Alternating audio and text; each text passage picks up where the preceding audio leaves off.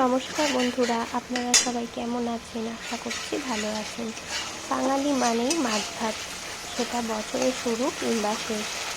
তো এইভাবে ধনেপাতা কষিয়ে সামান্য কিছু মশলা সহ দেবে যদি আপনারা যে কোনো মাছ রান্না করেন, আশা করছি খেতে দুর্দান্ত হবে। তো চলুন, আমি মশলা কষানোর সাথে সাথে আপনাদের বলি কী কী আছে। তেল গরম হলে তেলের মধ্যে সামান্য পাঁচফোড়ন দিয়ে আদা জিরে বাটা দিয়ে এবং ধনেপাতা বাটা দিয়ে কষিয়ে সামান্য কষালেই হয়ে যাবে।